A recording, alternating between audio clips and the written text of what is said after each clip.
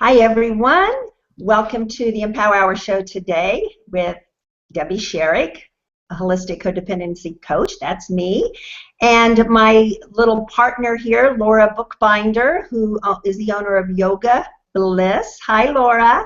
Hi, Debbie. So nice to be with you as always. Thank you. Thank you. And we had a little computer difficulty this morning getting on, so we apologize for starting a couple minutes late. We're blaming the Mercury retrograde. So we just prayed white light and angels all around our computers that we can get through the show today, talking about our topic and not have any other problems. So today, I want to welcome you again for joining us, whether you're watching us live right now or watching the recording. And today on the Empower Hour show, we're going to talk and break down the Serenity prayer and relate it more to codependency. And so, first of all, I'm going to read the full Serenity prayer, and then we're going to break down and talk about it a little bit and how we can relate it to our lives. I personally love the Serenity prayer. I don't think the Serenity prayer is just for people that are in recovery. Do you, Laura? No, absolutely not. I love to repeat it on a regular basis. It's a great reminder to surrender and let go of the things that you can't control. So I use it on a regular basis. Yes, I love it too. And it is, as I said, it is great for codependency recovery because, you know, we love to be controllers and obsess and fix things, and we're always needing to let go. So, you know, this year, particularly this year, I have really been quoting every morning when I have my quiet time the Serenity prayer, because it was through the Serenity prayer this year that I actually got my word for the year, because every year God gives me a word, I believe, for the year for my journaling and for me learning. And I've been doing that for almost 20 years now. I never know what the word's going to be until a couple weeks before the new year starts. And then as the year goes on, I realize why he gave me that word. Last year, my word was wisdom. One year it was authenticity. One year it was new beginnings. I don't really know. But this year, my word was courage. And when he first gave me that word, and I heard it so clearly in my spirit, and I thought, courage, I got kind of scared. Like, oh my gosh, what am I going to need courage for this year? So anyway, I'm excited about it. And the Serenity prayer, also, when I went to buy my new journal, on the front of my journal in Barnes & Noble, big and bold, was the Serenity prayer. Again, that I saw, and it was just part of me hearing that my word was courage. So right now, let me start out by reading the full prayer, and then we're going to get started in dissecting it and breaking it down and talking about it. Laura and I. God, grant me the serenity to accept the things I cannot change, the courage to change the things I can, and the wisdom to know the difference. Living one day at a time, enjoying one moment at a time, accepting hardship as a pathway to peace, taking as Christ did the sinful world as it is, not as I would have it, trusting that you, God, will make all things right if I surrender to your will, so that I may be reasonably happy in this life and supremely happy with you forever in the next. Amen.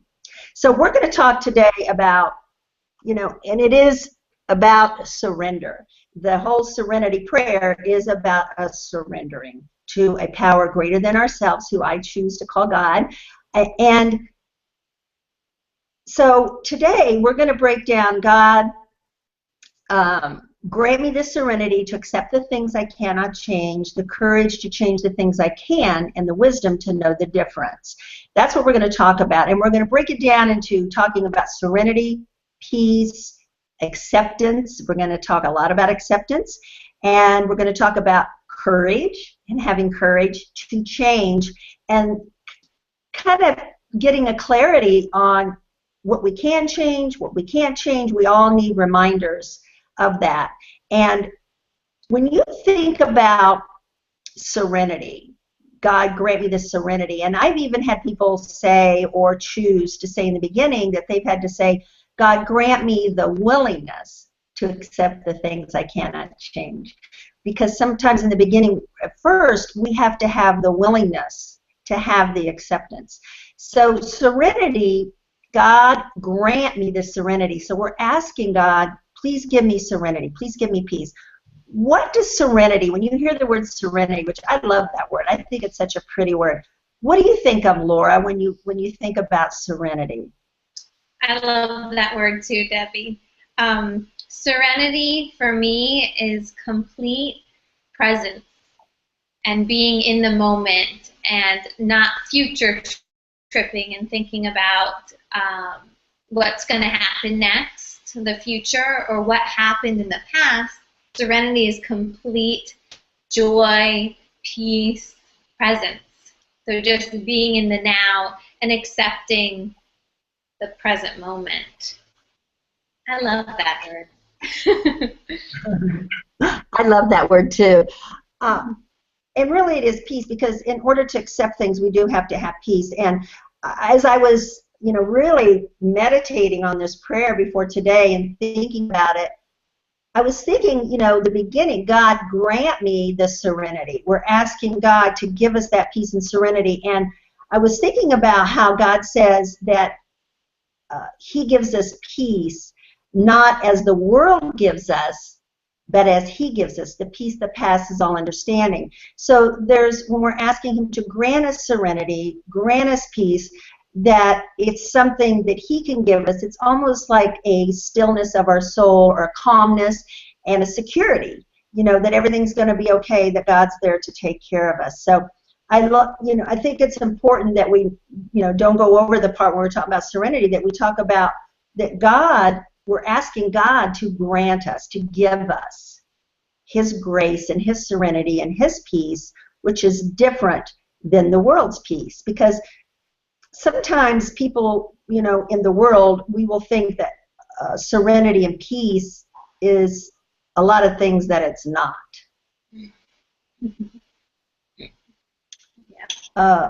Maybe, if I can get this person to love me, or if I can have this job, or if I can make this kind of money, I'd really be peaceful, I'd really have serenity.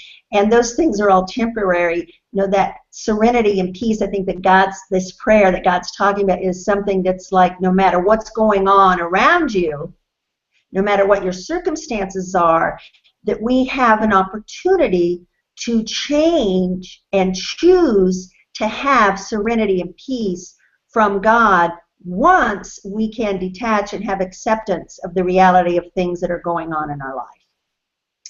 Yeah, I agree. I think I say it a lot, finding peace in the midst of chaos. So surrendering in that moment where you want to maybe punch someone in the face. Yeah. You want to find that surrender and ask God or your angels, whoever, to assist you in finding that inner peace, even though there may be chaos going on in your life. It's challenging. That's right. And as I said earlier, I think, the serenity prayer is a really perfect antidote for controlling behavior. So let's talk a little bit about patterns of controlling behavior and things that we tend to do. Of course, we're talking a lot about codependency behavior today. So when we talk about that, and a lot of times people have these behaviors, but they don't consider themselves codependent. And again, we're talking about behaviors. We're talking about certain behaviors that go along with that is codependent behavior. It's learned behavior. It's habitual behavior. It's behaviors from our belief system, from childhood, from way back, that we continue to repeat, that we're trying to recover and not do those things anymore. So some of that is, of course, controlling others' behavior, managing other people's lives, or managing the addicts' lives, or managing our children's lives, helicoptering, policing, and that is codependent behavior when we're trying to manage someone else's life. Controlling, reacting, overreacting, when people overreact to things and they're triggered very easily, that's giving that power over to someone else. That's not having serenity, and also trying to control something. So we acting, worrying, and obsessing. Really, I call that codependent chatter in the mind, where you just obsess, obsess, obsess, and think and think and think and wonder, and if the what ifs, and what if this happens, and what if they do this, and so the worrying, the obsessing, the managing, the enabling, the controlling. Those are all the things that we can't change. We have acceptance of it, the things that we can't change. I love this. I pray God to accept with a serene mind the things I cannot change. Help me to have a serene mind. Help me to have a peaceful mind to accept the things I cannot change. Because the prayer states that there are elements of my life which I have no power over. Gee, that's a statement that's, very true. Very true, and even though we know it intellectually, subconsciously, sometimes we act like we don't know that by the way we act, that we are powerless over. So my serenity depends on my acceptance of that. My serenity depends on the acceptance that there are certain things in my life, people, places, and things that I have no power over. And the more I fight them, the more I'm tormented.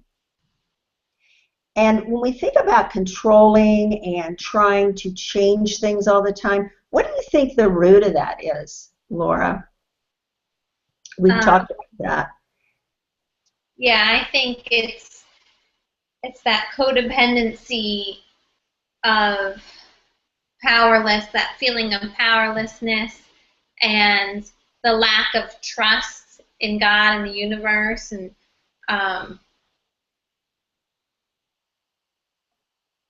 just feeling like everything's out of control, and I don't know. I've always felt like too that. Oh, fear too. Yeah, that's what I was going to say. That the more we want, we're afraid. We're fearful. We want to change someone else's behavior, and we need to get into the acceptance of that about ourselves. That's part of taking responsibility and say, I want to change this person's behavior or something that this person's doing so that I can feel better. Mm-hmm. So it'll make me feel safer. So it'll make me, this is maybe, and we get into relationships where we don't really care maybe for the other person's behavior. We don't really like the personality or whatever, and yet we can spend a lifetime trying to change that to make us feel better. And then we get into those power struggles. So, there's a little book out, and before we started today, I went to look for it in my book library, and I couldn't find it. I think that I probably gave it to someone a while back, remember, but I want to get another one. It is one of the greatest little books. It's a tiny little pamphlet book, and the name of it's blue and white on the back. It has a white dove on the front, and the name of the book is Acceptance, the Key to Serenity. Mm-hmm. And the book, I remember reading that when I first got into ACOA many years ago, or Al-Anon, when I was learning about acceptance and learning that I couldn't change, my father, my addict husband, all those things that I was learning to have acceptance about, and acceptance of the kind of childhood I had. That book helped me so much. I read it over and over and over. And one of the little stories in the book I remember is this old Indian chief sitting on the ground, and there's like a windstorm and a whirlwind going on all around him, and things are flying all around him in disarray and crazy, and he's sitting there meditating with his eyes closed, really soft and peaceful and not reacting. And so when they asked him, how are you staying so peaceful when everything around you is not how you like it or crazy, he said that acceptance is the key to serenity, that I can't change it. So if I accept it, I'm more peaceful and it doesn't bother me. And when I think about that today, I thought we could talk a minute, Laura, about being in resistance. because you sure can't have serenity being in resistance about something. And what that means, there's a saying now, and Abraham Hicks says it, and a lot of people, you hear it today, that what we resist persists. Right. And so resistance to me is the opposite of acceptance. So let's talk about what resistance is, because some people don't really understand when they're in resistance. Right. With something. Let's talk about what that means. What's that mean to you when you're in resistance about something that you want changed? Well, I think it's something you're not accepting. It's a huge block. It's a huge barrier in accepting something. It's the opposite. If I also hear this quote a lot, where you don't learn your lessons until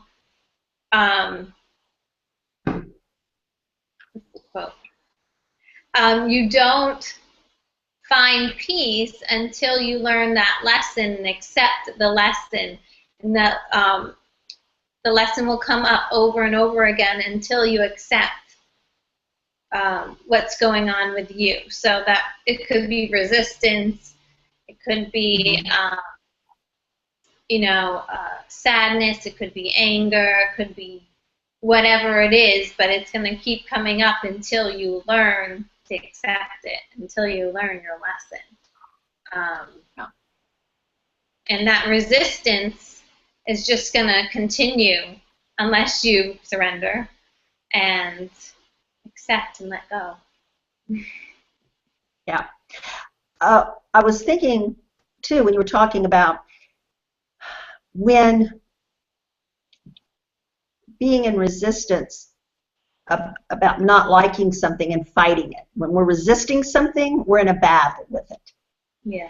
And that saying of what I resist persists. So it's kind of like the more we resist something, the more we let it bother us, the more we resist it and try to change it.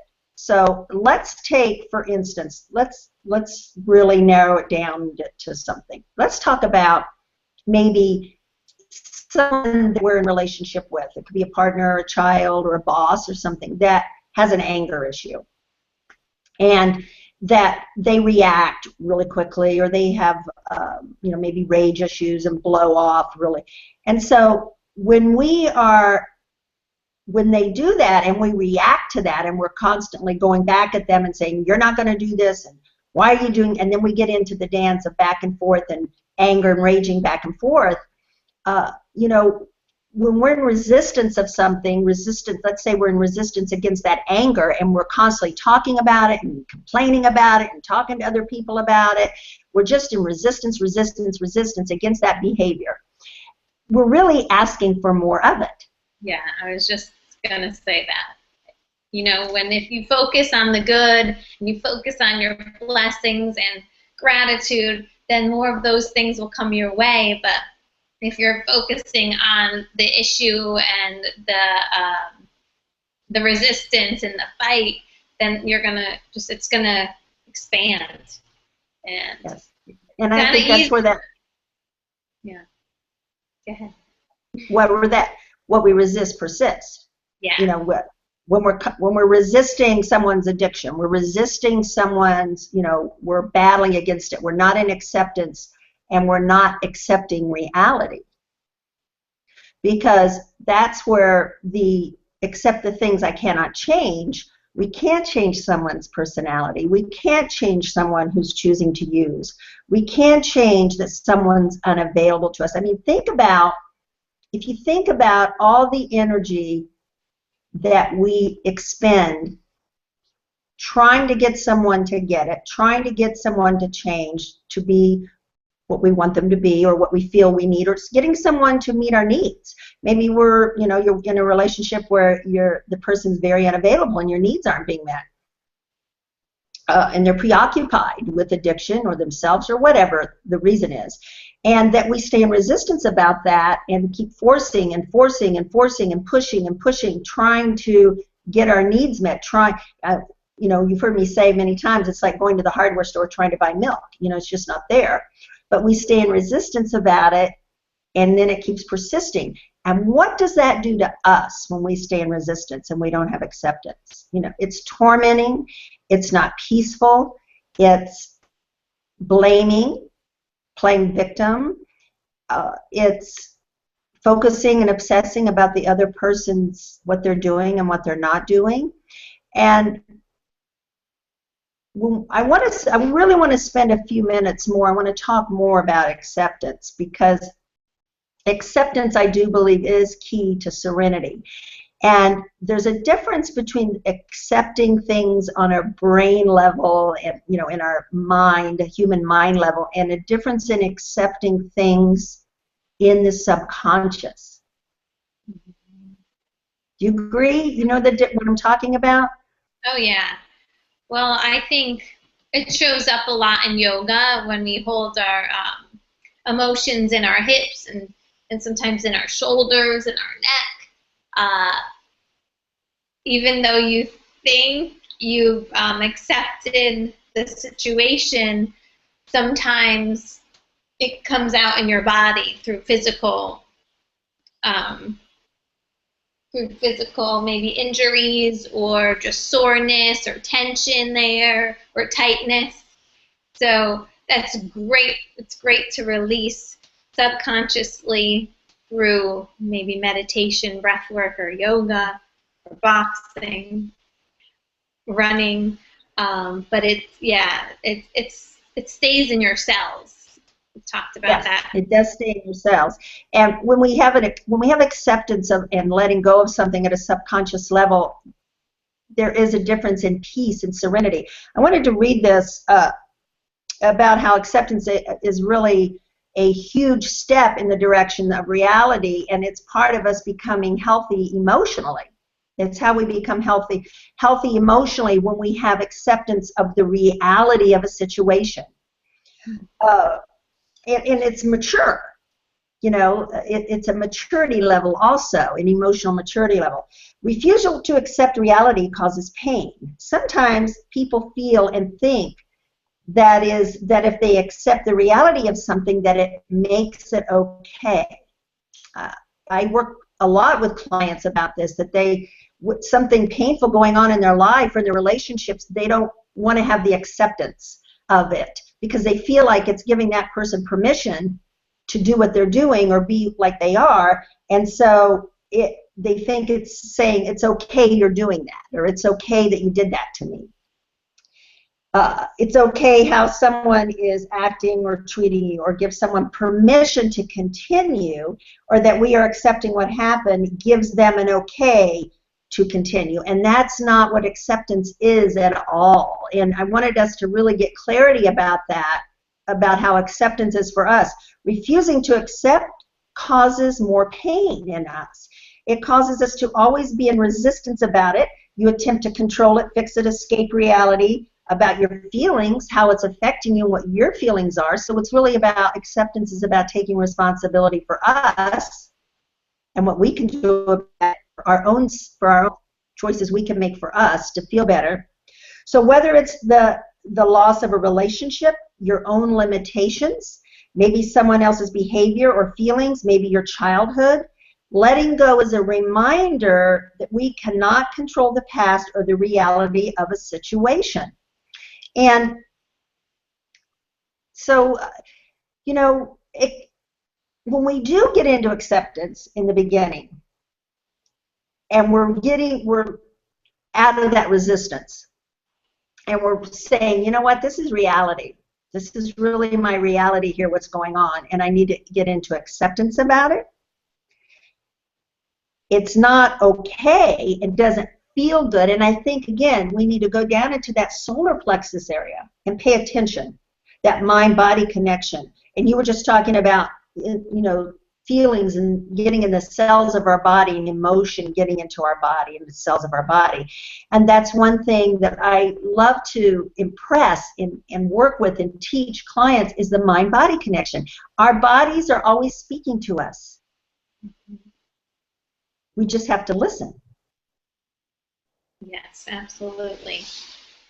Yeah, if you have any digestion issues or stomach problems, then that's linked to your solar plexus chakra, your personal power center.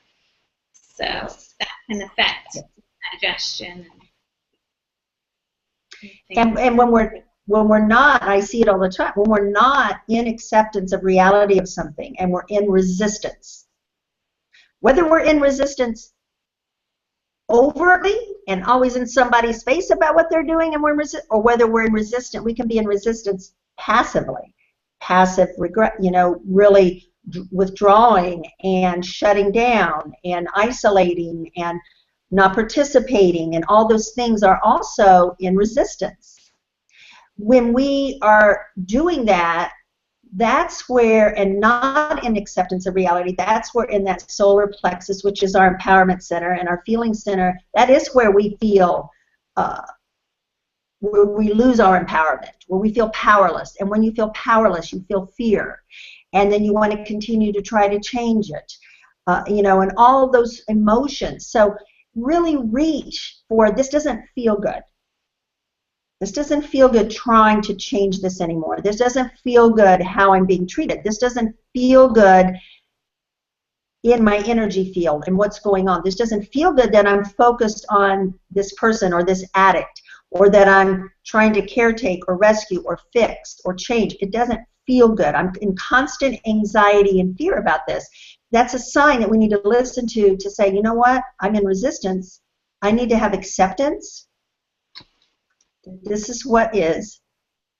And how can I take care of myself about that in a way that's detaching in love, not in anger or resentment or revenge, but what do I need to do for me to honor myself, to take care of myself and accept this reality. Now, it can be that we need to take a time out and just have quietness and really detach emotionally, detach physically for a while from the situation. That doesn't mean totally withdrawing and shutting down for a long period of time, because that's also is a sign of violent. It's quiet, violent behavior. It's abusive to do that. So I'm not talking about that. I'm talking about taking a break, taking a quiet time, working on yourself, withdrawing from the situation and taking your hands off of it and detaching in love for you to get clarity. Sometimes, and this is really key too, sometimes, Laura, having acceptance of reality of something, we will have to go through a grieving period. We will have to go through a sadness because we're finally facing reality about it. Yep. And we have to grieve it. This is reality. I can do nothing about it. Now, let me grieve the sadness of it. What do I need to do to take care of me now? Yeah, and it's okay to go through that little period of sadness or grief. Mm-hmm. It's healthy. Yes. Nobody wants to really face it on an everyday basis, but when those sad feelings come up and you're ready to let them go, just let them go, and then you'll find that your heart is more at peace, your mind is more at peace, and you're taking care of yourself. Your power center is nourished. Yes. Instead of when something you said was triggering a thought in me, let me see if I can remember something you said. I said, reminded me of something I wanted to talk about. When we are in honoring our feet, again, when we're talking about sometimes we have to grieve when we face reality and say, you know what, yes, maybe my child has relapsed or my child's going down a wrong path, as an example. Mm-hmm. And I cannot, this reality, and the reality is I can't change it, I can't control it, I didn't cause it, I can't cure it, all those things. When we get into the acceptance of that, and we have to go through the sadness of that, those are the feelings. And what I was thinking about when you said that was how we, in codependent behavior, have tools that we use that are familiar, that we use to shut down so we don't have to feel. We have escape mechanisms, isolating, walling ourselves in, staying really, really, really busy all the time so we don't have to feel, or focusing on other, fixing people, enabling people, focusing on everybody else for so long that we're not paying attention to how we're feeling. And also being in resistance and constantly trying to change something and not accept it, or being in anger, staying angry, and feels more empowering than honoring your feelings of sadness. Sad is a very vulnerable feeling. Grieving is a very vulnerable feeling.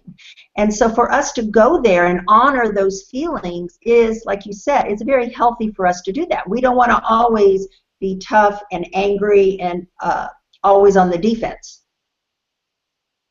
Right. Or always blaming.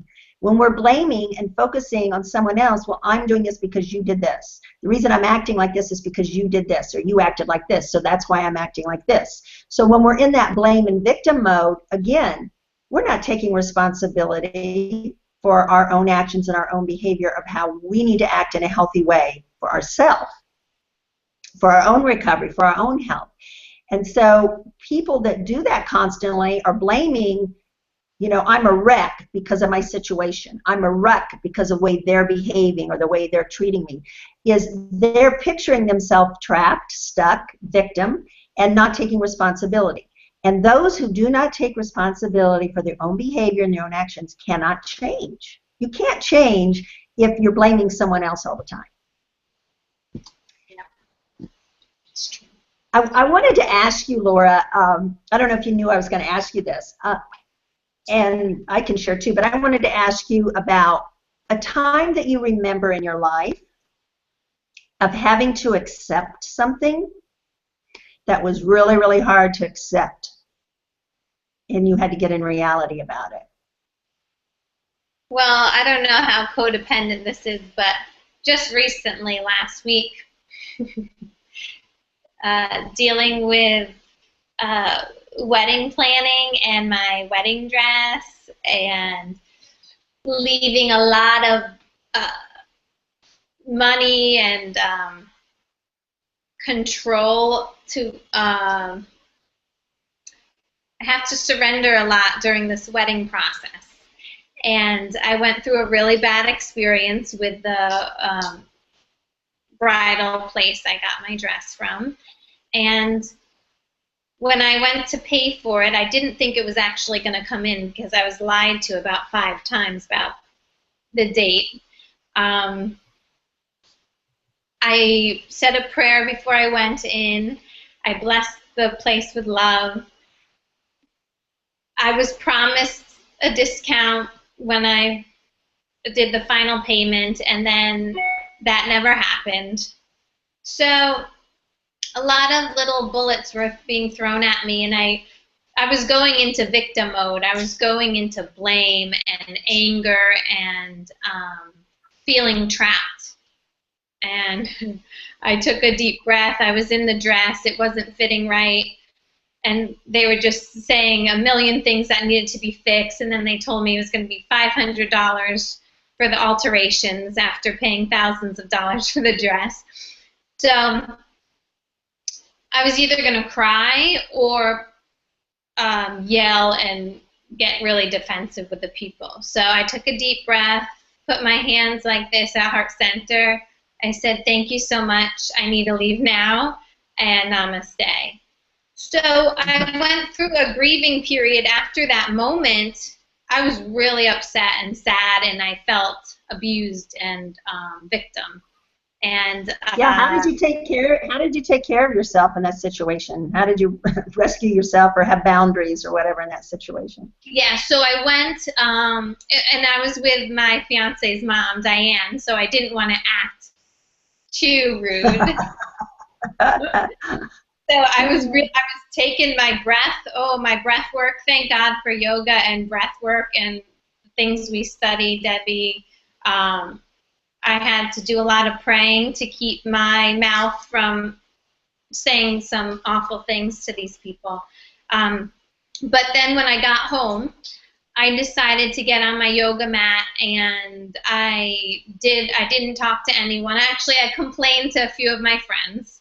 I did the whole victim complaining, yeah, that whole thing. And then I went on my yoga mat and I did a really intense workout. I felt like I needed to get that stuff out of my head and out of my body, and I started crying during my workout. Oh, just like all this gunk left. And I was sad for 2 days maybe about it. Now I'm okay. Still a little angry, but I'm okay. So that was my recent experience. You took care of yourself, and you have tools to process through your emotions and take care of yourself. And I know you, and I know you do, and I know you do those things, and it's great. You know, we all need to have support, people we can talk to, not people we whine to that validate, oh yeah, you got it real bad. No, people that will help us to see our truth and encourage us and give us hope. Tools, I think exercise is a huge, huge component. Yoga, lifting weights, running, and sometimes, like you said, if there's a lot of anger and tenseness and stress in our bodies, working out really intense helps to release that. Yeah. I love also journaling. When you're feeling very sad and grieving, giving yourself permission to cry. Getting alone and just crying hard and crying out to God and letting the tears flow and putting your hand over your heart center and saying, I'm so sad, but it's okay. And giving yourself permission to be sad, that it's okay to be sad. We don't have to be strong all the time. And releasing, letting that grieving, letting that sadness come out. Journaling, I love journaling and writing your feelings out and getting them out. We just need to get it out of us in a healthy way, not in an unhealthy way. So, yeah, acceptance is, I can remember when I was married to my addict husband, and I can remember all the years, the times that I spent trying to get him in treatment or recovery or stay in recovery, and policing his meetings and policing where he was and making sure that he was working his program and trying to, calling his sponsor to see if he was working his steps and all this crazy stuff of, he's having the realization and the acceptance that, what, I need to not do anything. I'm going to do nothing because he's going to use if he's going to use. There's nothing I can do to stop that. And having that acceptance, and then having the acceptance of, this person's going to continue to use, or this person's going to continue to treat me like this. And so having the, once I had that acceptance and getting into the reality, I had to go through the grieving, go through the sadness, go through all the roller coaster emotions. But what I wanted to bring out is the serenity, accepting the things I cannot change at a subconscious level in accepting reality. We know when that is such a peace. It's different when it's in the subconscious. It's just a knowing, and it's a letting go. It's a true letting go. And that takes practice. Letting go. Letting go is a tough one, but it's like a daily thing that we need to do. Forgiveness and letting go. It's not just saying, "Oh, I let it go." Mm-hmm. You actually have. And having acceptance of maybe you got out of a relationship and the way someone treated you in the past, that they did you wrong, and you had a lot of consequences from that. And not having the acceptance of the past, that it happened, and wanting them to pay for that, wanting revenge, and still, maybe it was in the past, but you still haven't had acceptance about it. One way, I always say, if you can't change something, change your perspective about it. So if we can't change the way someone is or treating us or using or whatever the situation, we can't change it. we can change our perspective. That's something that we have control over, is our perspective. So we can go into victim and blame and anger and all those things, or we can change our perspective and say, okay, what good can come out of this for me? Is this going to make me stronger? What is my lesson in this? I know that there's a lesson. I'm going to accept the reality of this.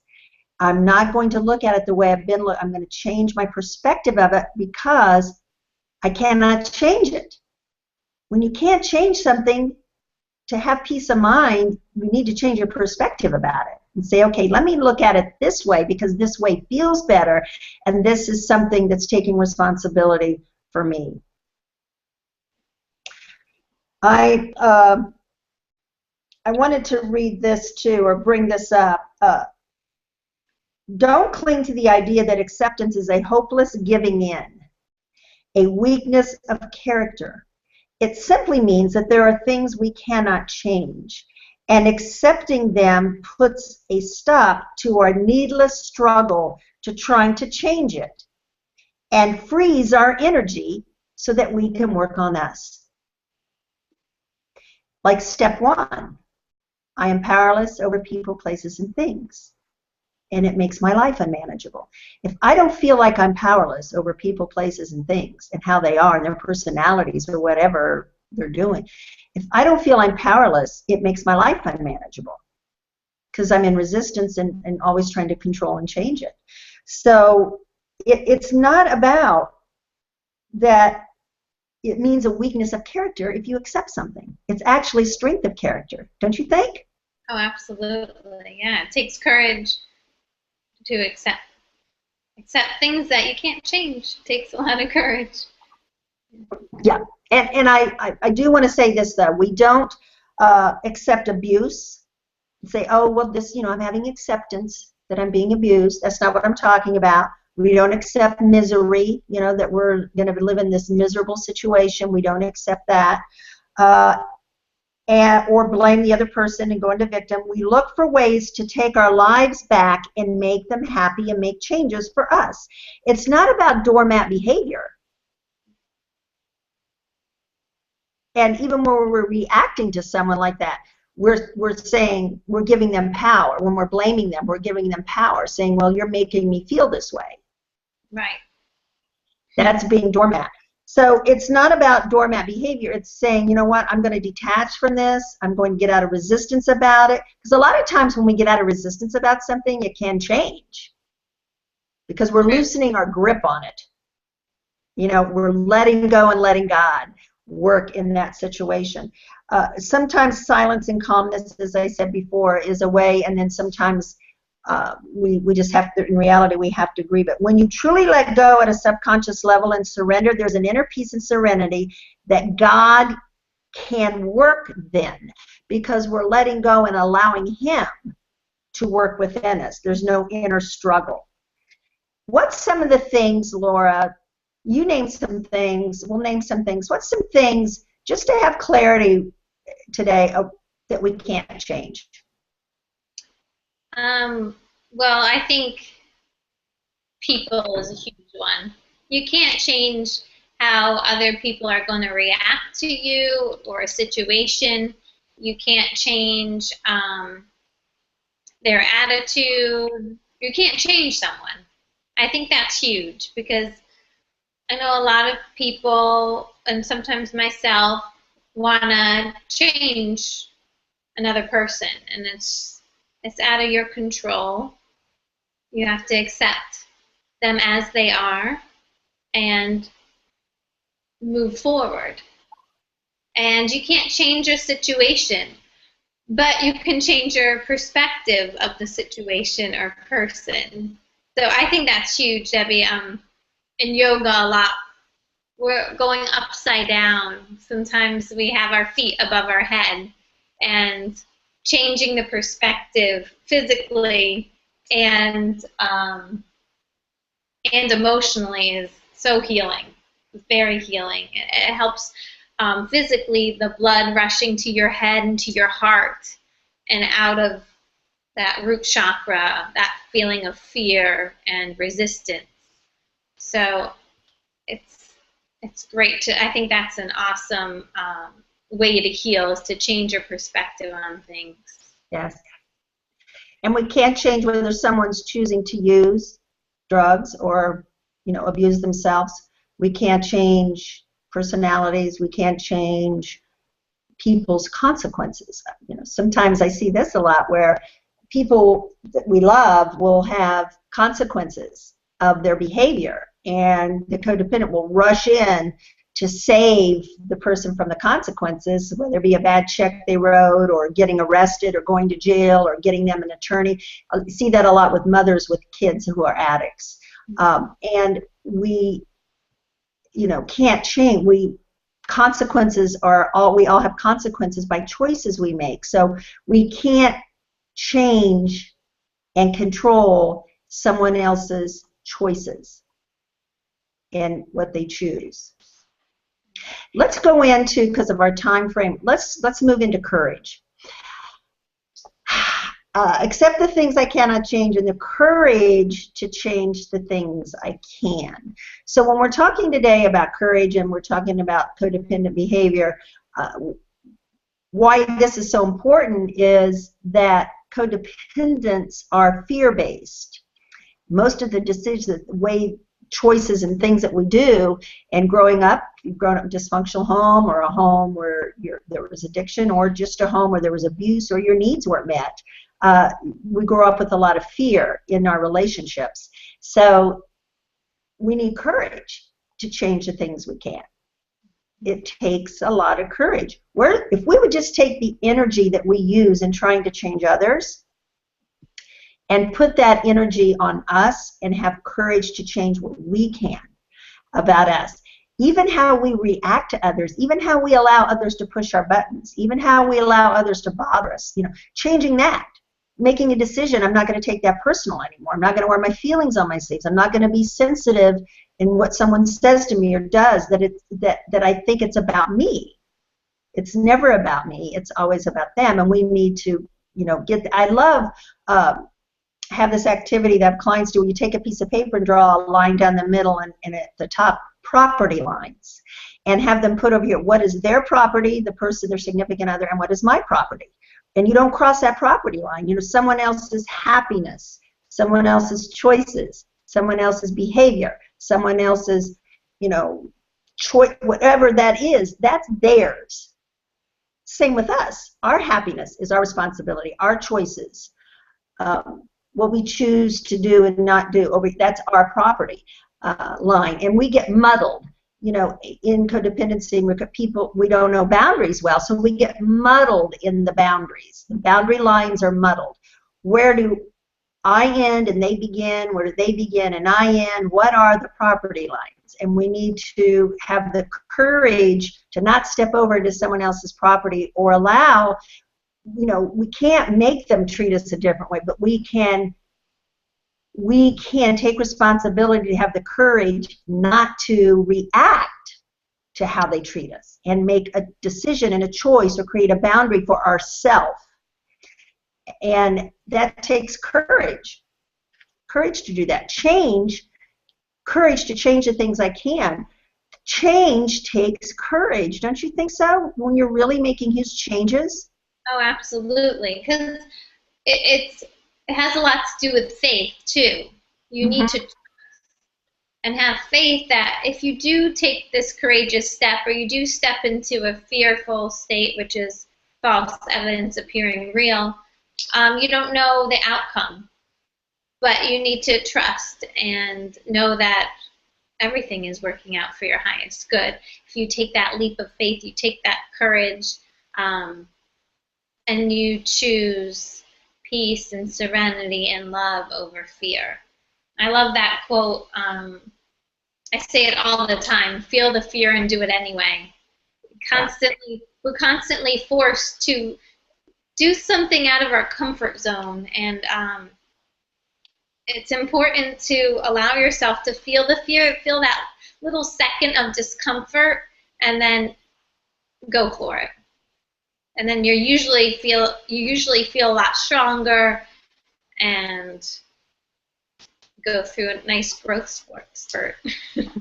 I do go through a nice growth spurt. And courage is not the absence of fear, too. I love that saying. You know, people say, well, I want to wait till my fear goes. You know, courage is just stepping out and taking that risk. It doesn't matter. You know, you're fearful. You say, I know this is healthy for me. I know I need to do this. I'm taking the courage to make these changes in my life. And, you know, I'm scared to death inside, but I'm going to do it anyway. And trust God. I always say God will have the safety net there for you. Yes, the universe or God has your back. Yes, He is faithful to do that. The universe is faithful.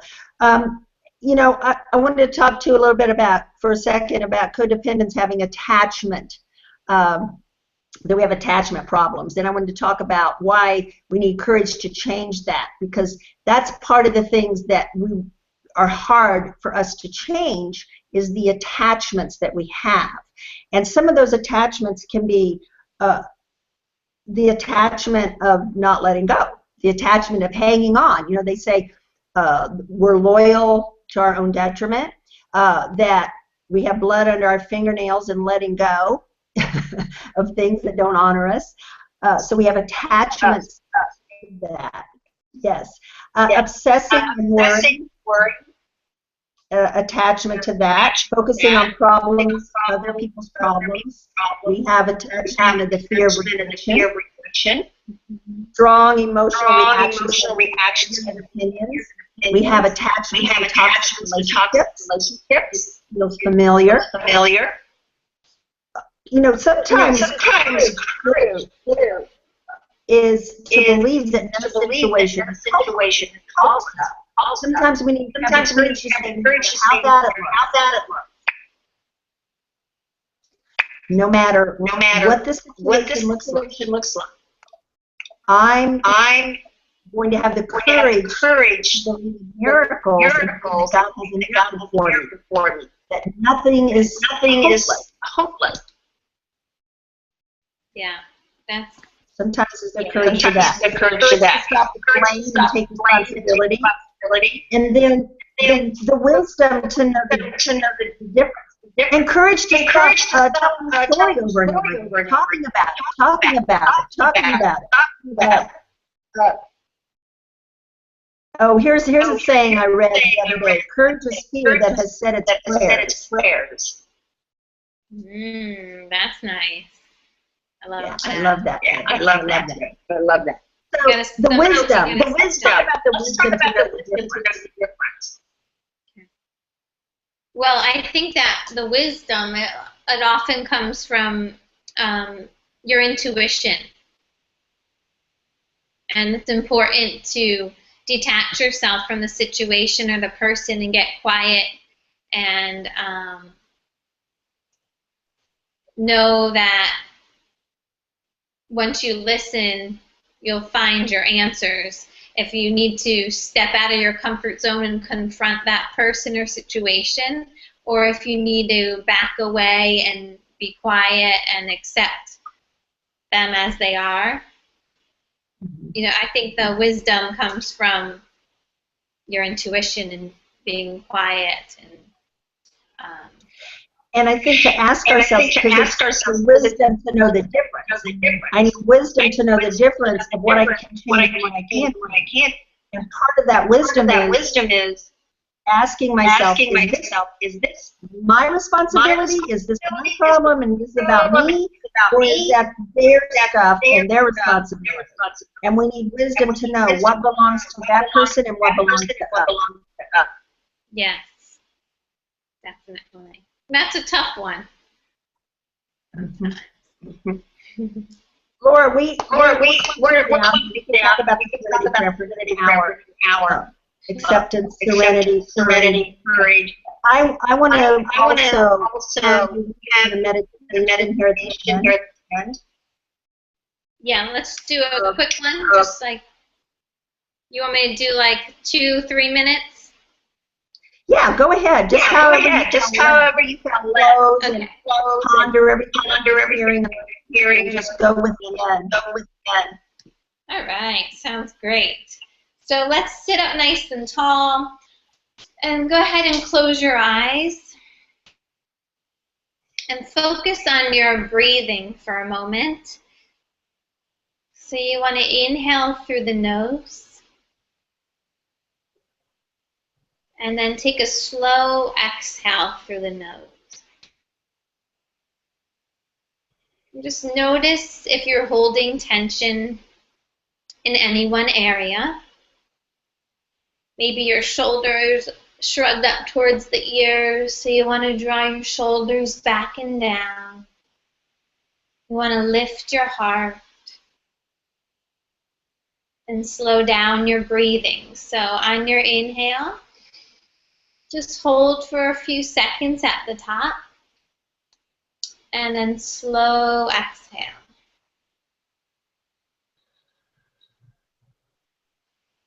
And then I'd like you to take a nice deep breath into your heart center. Inhale courage for yourself. And take an open mouth exhale, release all fear. Let it go. Good, one more time. Inhale courage and confidence. Fill your heart, fill your belly, fill your lungs. And open mouth exhale, release any fear, any stress or tension, allow it to go. One more time. Inhale serenity and peace for yourself. Hold at the top. And exhale acceptance and peace for everybody else. Let it go.